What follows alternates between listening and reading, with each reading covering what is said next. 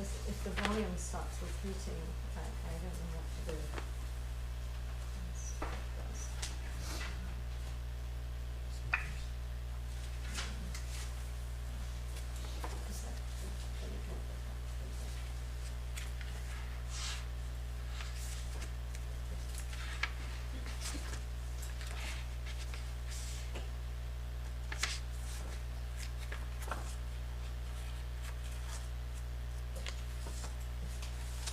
We'll have to have a celebration when we finish this text.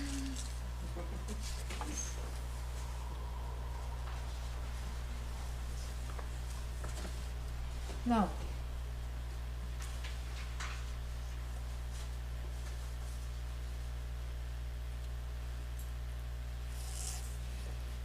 Om Sahana Bhavatu Sahanam Bhunaktu Saha Viryam Karavavahai Tejasvinavadhitamastu ma Vidvishavahai. Om Shanti Shanti Shanti.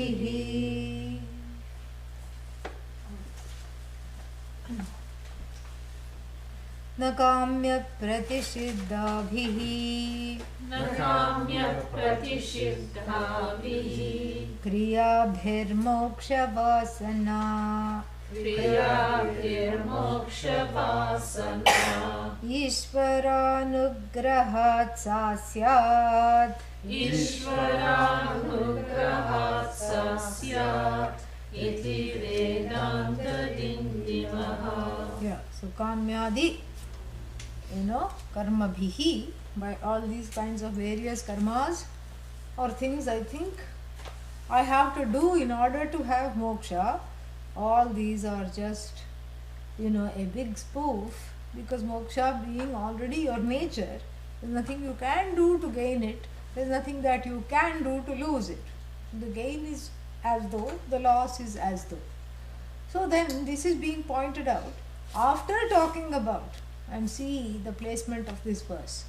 Please see the placement of this verse is towards the end of the text, not at the beginning. Not at the beginning, where if this was told in the beginning, people will say, okay, time to party. Because I'm not going to gain this knowledge anyway, in any way, because all these ways are being, beaten down as not this, not this, not this. All these hang-ups is what is being questioned. So the hang-ups, you have to first have some time. You have to hang out in Vedanta for some time before you can have the hang-up. That's how it is. After hanging out in Vedanta, then you start having hang-ups. Only through this I can do this. I have to do this. If I don't do this, then this will not happen. So all that is being questioned now, because now it's the time to, when you take out carrots and potatoes, these root vegetables. Then what they do, I don't know what they do in machines, but by hand you just kind of beat the whole thing on the side. You take the clump of carrots also comes with the dirt. So you loosen that dirt with that clumping clay which is there. So you just have to kind of beat it on the side of from where you have picked it. And this is what is being done, that all these notions, we want the carrot, but then the fact that I have to run around in circles, that notion, and that I have to do this, and without this that cannot happen, all these kinds of big mansions that I am building, this concrete jungle which I have built in my head of all these karmas, have to be dismantled. So this whole loosening of the person, it's like when you give a toy to a puppy, it will pick it up and then it will go like this. That's what this text is, the puppy that is doing to the spiritual aspirant, the sadhaka. Yes. The aspirant here has become so dogged in the notions of what should be done. Is aspiring. The aspiring is not aspiring anymore. Is expiring as with a load of all these things that one thinks one has to do. So This is just a wave. Tata. Because this is not what is going to lead you, because you already have it. This is not going to lead you. No, but, all these things. Really, let's get back to the basics here. Let's get back to the basics. Let's get back to, let's get back to, from this place of, from this place of mere expiration, let's get back to a place of inspiration. This is the whole mantra. Yeah. This is what happens. Like, in the long-term course, like you finish 2 years and everybody looks grey, all the brahmacharis start to have a grey, kala, a grey thing, the face looks grey. And of course the whites also have become grey. The white clothes that they are wearing have become grey by this time. No time to wash at all. You just put it in water and hang it. That's all.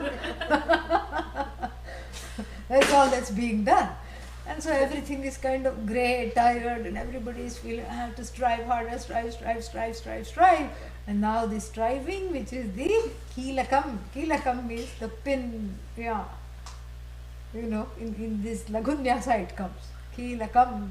Kilakam is the pin that is holding it all together. This supposed jignasu, this supposed spiritual aspirant is as though barely held together by all these karmas. And what is the Shastra and the Guru doing? Removing the pain. Dismantle all the notions. Yeah. Here have some protein potion. That's all you can do. Yeah. So this is all not about expiration, it's about inspiration. Yeah, this is what it is. Because otherwise this constant striving, what happens is that you just get married to the way, not to the means. That not to the goal. Yeah, you get married to the means, not to the goal. Here we are, the goal not being away from oneself. When you remember that, it's not that you don't know that, it's forgotten in the rigmarole, in the jungle of doing, in the jungle of karma. This is forgotten. So when you take the time to breathe in and see the truth of that and remind yourself that moksha is not away from me. Okay. That relief. It's like a hot, parched land with the welcome shower. This is what it is. And so that's how we go from expiration to a place of inspiration. And so the near dead, dogged, brahmachari is told that no matter what, brahmachari, karmatha, whatever, vanaprasi, whoever it is told that there is no striving. Because ultimately, let us not forget that even this desire for moksha that you feel privileged to have, it's indeed that, it's a privilege. It is Bhagavan's what? Gift. How is it Bhagavan's gift? Because it is same thing that is iterated in the Chudamani, Viveka Chudamani. What is that? The 3 M's. Remember the 3 M's? What are they? Mumukshutvam. But before that, in order to be a mokshu, Manushyatvam, you have to be a Manushya, you have to have a human body. Then the desire for Mumukshutvam, and then Mahapurusha Samshraya, the gain of the teacher.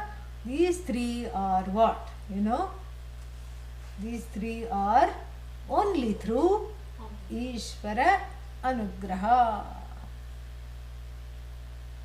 Yeah, so these 3 things, Trayam etat, these 3 things cannot happen, because see, if you say Manushya body is because of karma, what karma? Good karma. So then Manushya body was already there as a possibility in the Sanchita karma, in that collected karma which keeps fructifying life after life. So what was the guarantee that this time alone you could have a human body? It could have come 10 lifetimes later. From Pipilika to other things, ant, and then some other creepy crawly. Jellyfish, it keeps going. The whole life it keeps going like this. You can see everything. There's nothing that is, hidden. Jellyfish, jiva. Yeah, because in the last life had a lot of transparency issues.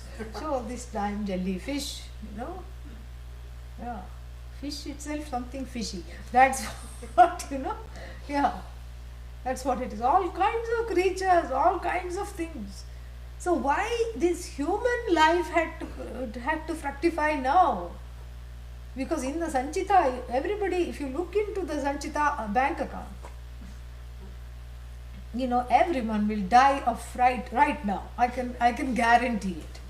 That's why Chitragupta keeps it under lock and key. Nobody knows except Bhagavan. But this life fructified right now, not any other life, is due to what? This is what we say, grace. Yeah, Ishvara Anugraha. That I had enough wherewithal in my last life to pray for this life, that is also Ishvara Anugraha.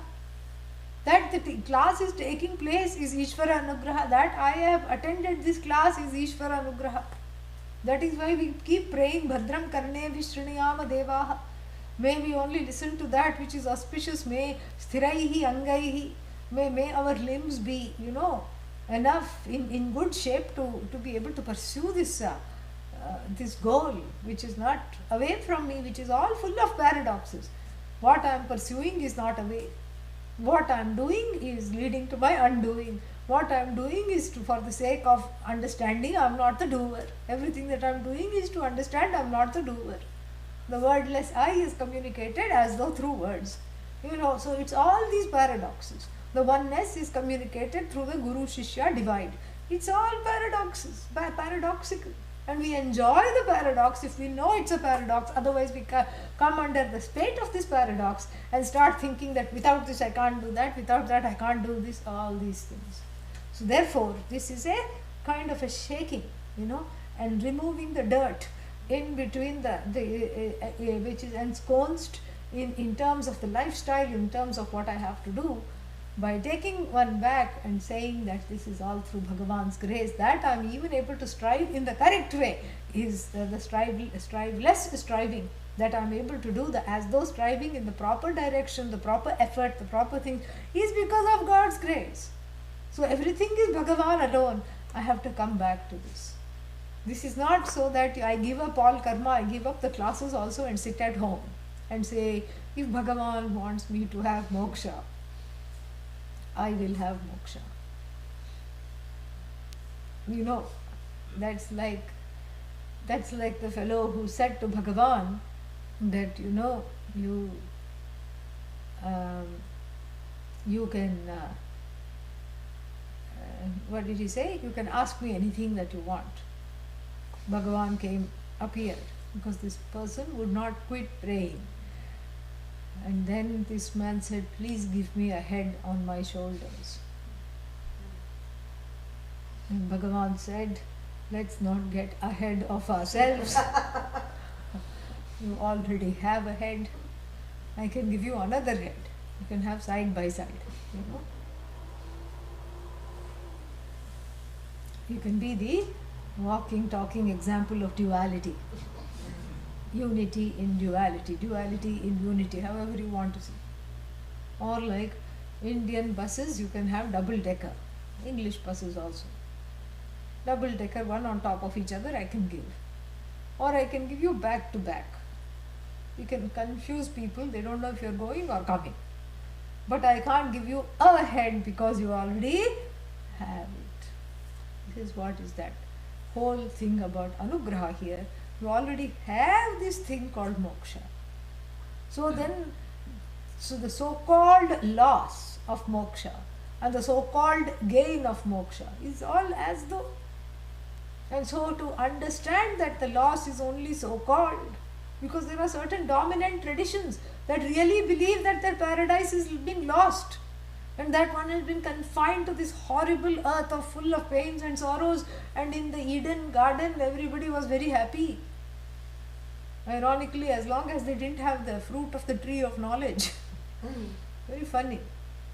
So in the Garden garden? Yes, Garden of Eden. Garden of Eden, yeah. So Garden of Eden, everybody was just so happy. and there was no pride, no shame, everybody could roam around happily. And then what? And there was the fall. Yeah. And then there will be the resurrection, one appointed chosen person has to come and take the whole hordes of people, Adam's family, no pun intended, back back to this back to this whole paradise. Paradise lost, paradise gained. Because if paradise is really lost, how can it be gained? And what is lost in time, is gained in time and then again lost in time. And there are certain Indian versions of this also.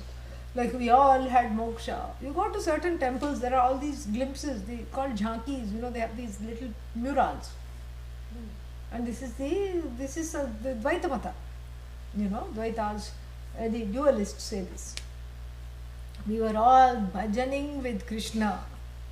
Hare Krishna, Hare Krishna, Krishna Krishna, Hare Hare, Hare Rama, as an afterthought. Hare Rama, Rama Rama, Hare Hare we were doing. And then because we were so bad, this sounds just like Christianity. From Vrindavana, this wonderful holy heaven, we were cast into this hell. So we have to go back, make our way back to the Lord. You see, this is our homegrown Dvaita Mata. And like this, there are all these dominant traditions believe that the fall is real. And you are consigned to this place of the horrible place of all these where the Ragadveshas, have a nurturing ground and where everybody is out to get everybody else.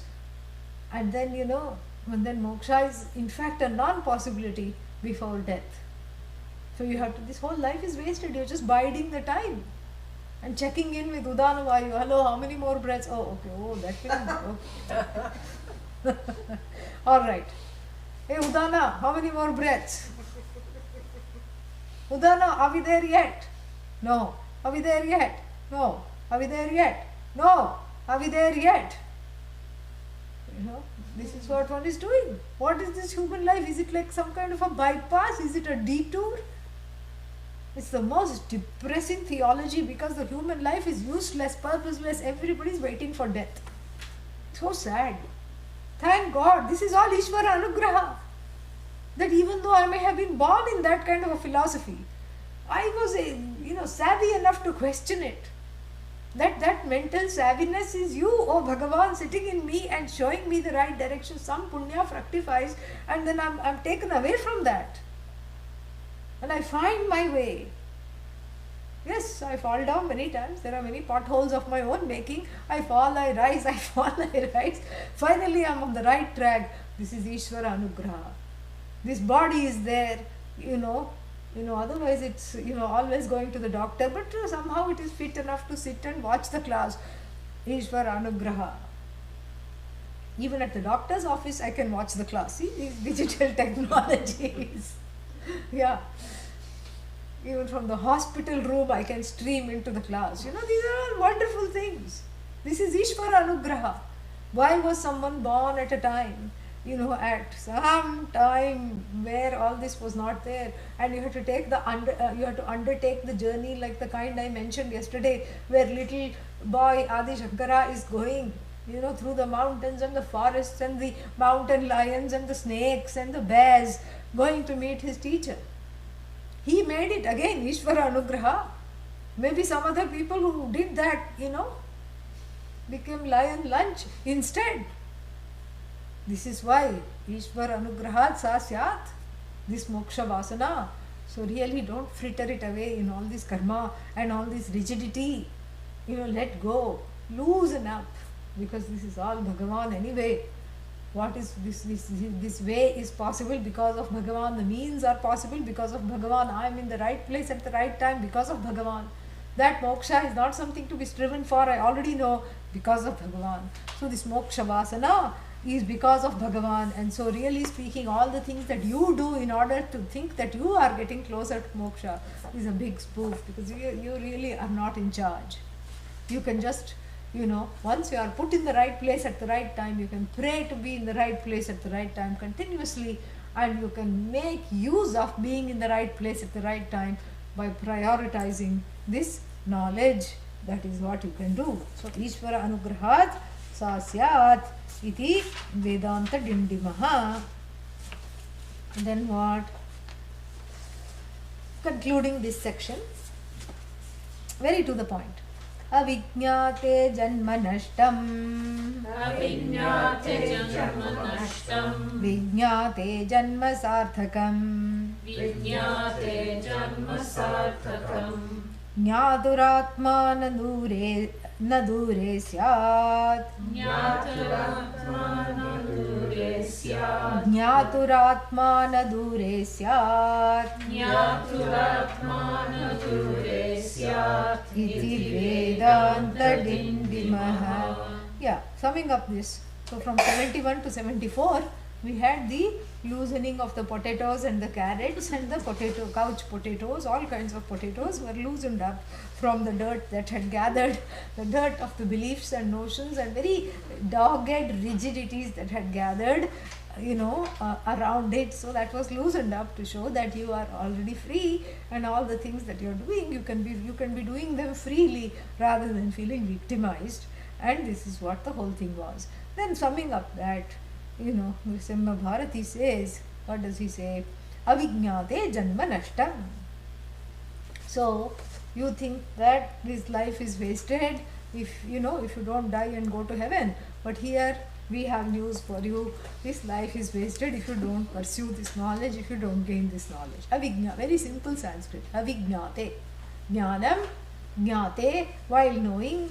Avijñāte, when not knowing. Janma, birth. Nashtam, destroyed. Your life is as good as destroyed if you don't know.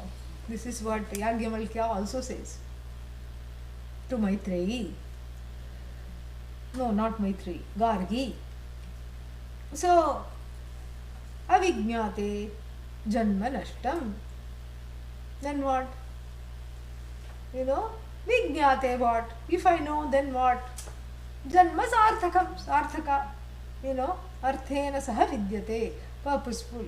Artha means purpose, purposeful.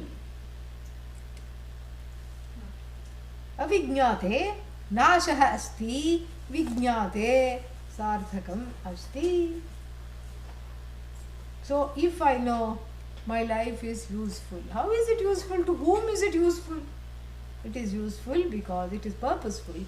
Because the purpose of the human birth, let us not forget, is to gain this knowledge. Otherwise one keeps repeating one dogged life after another life, after third life, after fourth life, life after life after life. And yesterday I talked, I gave a fitting response to the people who said, but I like samsara, I like to be reborn. Yeah. Sometimes people have said, will you be my guru in my next life? I said, let us not plan on the next life. You can plan. Leave me out of it. So, people have this feeling that marriage is for 7 lifetimes in Hindu Dharma. And they keep asking, may I have the same partner for the next 7 lifetimes, which is so different from America and from the West. Here, the person cannot stand the other person even for 7 days. 1 week also we can barely stand the other person. I know one couple who came back after 4 days from the honeymoon. Then everybody asked what happened. They said we were already not getting along. And we thought, since we have to live together whole life, let us not fight. Because if we had continued for 7 days, we would have definitely had a fight. And we would not have been able to, do this. So they came back in 3.5, 4 days itself. Very judicious. I like this. So this is what it is. And so in India, the feeling is the person that you are married to, you wish that same person be part of your life for the next 7 births. This is the prayer. I have not understood it completely by, and I'm the wrong person to speak of such matters, but still, it's no harm extrapolating on this and wondering why. I'm thinking that from the Hindu tradition, from the standpoint, you kind of know this person, correct? Yeah. You know what the fellow's problems are, or felly, whoever it is. You know what the person's problems are. You know all the things that you don't like. You know a few things that you do like. And then, but in a sense, a known thing is better than an unknown entity. That's what the whole idea is. And also the other thing is this, a deeper philosophical reason is because why are you married to that person? Karma. Yes, because of karma you're married. Even the Westerner, yes, even the Westerner is married because of karma. So the karma, if you want to get rid of the karma, we in India have a beautiful way of, dealing with karma. What in the West we might say, I want to get rid of this karma, I want to get rid of this karma. We say, let this karma go through fully, so that I don't have to get over it again. When it's done, it is totally done. That's why we are never in a rush to leave any situation, whether it's the marriage or the job. Nobody likes the marriage, nobody likes the job fully. That is always, everybody, if you ask, how is the marriage? Like this. How is the job? Like this. How are the children? Like this. How's the house? Like this. Everything is like this, but in the Hindu tradition, we don't leave anything. Yeah. We don't leave anything. And we see that we are, that whatever karma has brought this situation to being,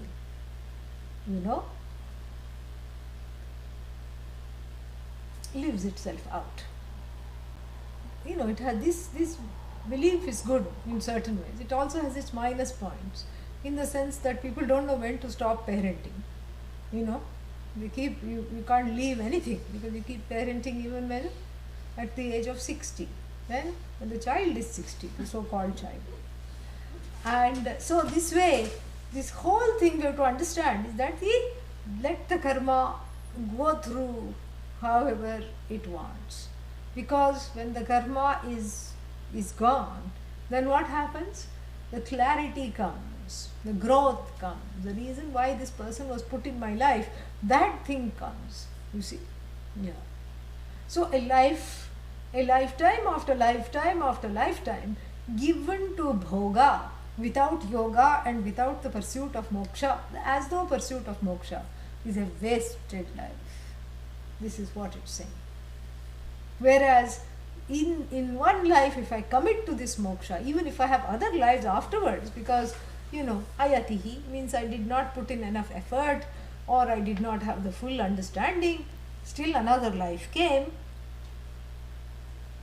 It's okay, because that moksha vasana continues, and that moksha vasana is who?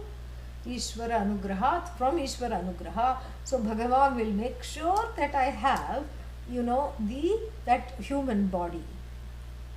Once I was going to Ahmedabad from Bombay, from Mumbai with Pujya Swamiji. And at that time, what happened was that it was some terror hoax or something was that. Everybody was being checked 1,000 times. We had gone through security, still they were checking. Again you had done this, then again they were checking 3-4 times. And already there was not enough time. And then the travelers were many. This is Mumbai airport, so many people going to so many destinations, and one two small little place to put your bags and go through that electric thing and whatnot. And there were 3-4 times they were doing this checking. So it didn't look like Swamiji could make this flight at all. It didn't look like that at all. And then he didn't say anything. We were just resigned to whatever would happen, doesn't matter. So then suddenly, as we had lost all hope that anything would happen, and suddenly what happened was that one person came, 2 people came flashing a sign that said Ahmedabad. And just like, even in airports, that bus station buddhi in India has not gone. Ahmedabad, Ahmedabad, Ahmedabad. This is how the bus station buddhi operates, because in the bus, no one knows where it's going, until the driver comes and sits. And then they have decided where it's going. At that time, everybody makes a big pitch to get people on board on the hopefully the correct bus. So that bus station buddhi has not gone even in the age of aviation. And so here, these two people started to come and said, Ahmedabad, Ahmedabad, Ahmedabad, who is going to Ahmedabad? Follow us, follow us. So we happily left this long, horrible line full of the checks and recheck and pre-check and after check and everything. And so then we joined the smaller line, only a few people who are going to Ahmedabad. And then they put us on a shuttle and took us to the end of the airport and, got into the plane. And Swamiji was very quiet the whole time, And I was always looking at him thinking, what is he thinking? What is he thinking now? And he seemed to be deep in thoughts. I didn't want to disturb. I really was dying to ask, what are you thinking? Swamiji, what is it that you're thinking? Because you're so lost in thought. But I didn't say anything. Then, because that was, the plane was late, then from there we were driven straight to the place where everybody was waiting for him to give the talk. And the talk was again on moksha or something like that. And then he opened with this story of how, even if the effort is a little less, and, next time also one has to pursue. And all these sanchita karmas which are there, bird life, cat life, dog life, dogged life, creepy crawly, centipede life, caterpillar life, butterfly life, housefly life, barfly life, all these lives are bypassed. And he gave this example of what happened at the Mumbai airport. And he said two people will come carrying placards saying, Moksha, Moksha, Moksha, Moksha, all of you come over here. Because that is going to be the pipeline of the human birth. So then my wondering, my contemplation on what Swamiji was thinking was immediately, I understood this is what he was thinking.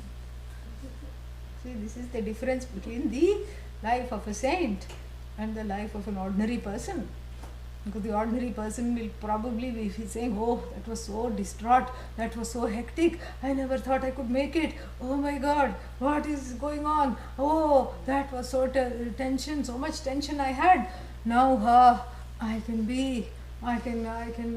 relax, oh thank God, but will I still be on time, this plane is also late. This is the ordinary person's thinking. And the saint's thinking is always, seeing the bigger picture here, so beautiful. And so like this, the moksha placard comes and then what? Ushers, Bhagavan's minions, Chitragupta and others, usher these jivas into a human life to make this life purposeful. So, a life without knowledge is useless. A life as a result of this knowledge alone is useful. Thus proclaims this Vedanta. Now from verse 75, it's going to take another turn. There is one more part to this verse. Oh, yes, forgot all about that. Yes, yeah, thank you. Jnatuhu Atma. Jnatuhu Atma. The Atma of the knower. Jnatuhu, of the knower. Atma. Jnatuhu Atma, the Atma of the knower. Where is the Atma of the knower? Where is it located? Yeah, it is centered on the knower. Na dure syat is not far away. That is why a life that is wasted on all kinds of other things, and he's going to mention this later on, he's going to come back and mention this, that he says, study Vedanta because death is not far away. He's going to say that. I'll show you when also, because people, may be curious. So let us go ahead a little bit. He says Mrityuhu, because the speaking, 79. Because this dure reminded me of that other verse. It's going to come. Look at the second line of verse 79. Nati dure nrinam mrityuhu. Yeah, nrinam, for the human beings, mrityuhu, death is na ati dure, is not too far away, therefore study Vedanta. So here, that's what it reminded me of. So here, basically the jnatuhu atma. So you are not away from yourself. And to know this, so many lifetimes, so many means of, so many purposeless lives, so many indulgences in various means of knowledge that are not the means to this knowledge, and so many wasted opportunities. And therefore he says, Jnatuhu Atma, the point is to know that the problem is centered on the I, so the freedom is also centered on I alone, it's not far away from the I. Therefore anything that you do is as though, all your striving is as though, but it's an as though that's an important as though, without which this is not achieved. And it's an important as though, but you must not get caught up in this important as though.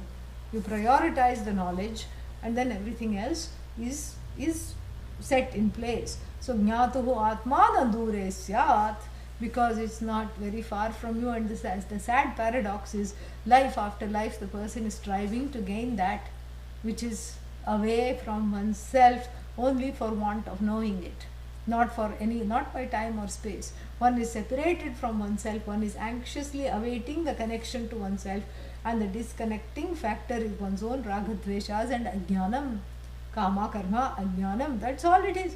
And so that is the sad part. So these lifetimes will keep on coming, don't waste it, because you are really close to the goal. In fact, the goal is already you. So don't waste this life, because a wasted life without gaining this goal that you are so close to, this is the irony. If you don't gain that which is you are the closest to yourself, and if you don't gain yourself, life becomes purposeless. One goes from death to death, as the Kathopanishad says. And therefore what? Therefore, connect to this knowledge. That is what it says. And so verses 75 onwards, it's taking a different turn, because it's going back to seeing what is the going back to the Jagat and looking at the Jagat from the standpoint of the sifting the Nama Rupa, and looking at Jagat as Brahman, and seeing just Brahman, transcending quote unquote Nama Rupa, and seeing Brahman. Just like when you say touch wood, you transcend the Nama Rupa of table, chair, what else, lamp, whatever it is, and you touch the wood. So similarly, this is what it's going to go back on. So we'll wait for that, that to do this verse and this section next time. And so next time will be when that date is the 2nd of October, I believe. Yeah, that Sunday, the first Sunday in October, we will have this class. 5th of October, yeah, whatever that date is, I didn't look. So the fall schedule is ready, and we will be getting it if you haven't got it. So you will get that. So we'll stop here and see if there are any questions. Om Purnamadah Purnamidam Purnat Purnamudachyate Purnasya Purnamadaya Purnamevavashishyate. Om Shanti Shanti Shanti. Hari Om Shri Gurubhyo Namaha. Hari Om.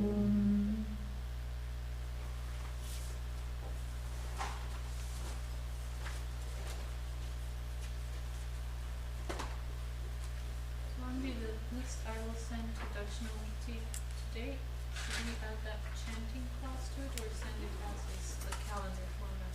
Or are there any changes? No, chanting class, I'm thinking it might even happen on Thursday afternoon. We'll see. Yeah. So should I send that one as is? How else are you planning to send it? That PDF calendar format. Yeah. There's no change. Yeah. Okay. So chanting we'll see, because it could be on Saturday, it might be on Thursday afternoon after the class, so we'll see. Okay. Let's see how it goes and who are interested Okay. and what happens. That after that you can add an addendum. Okay. Any other questions?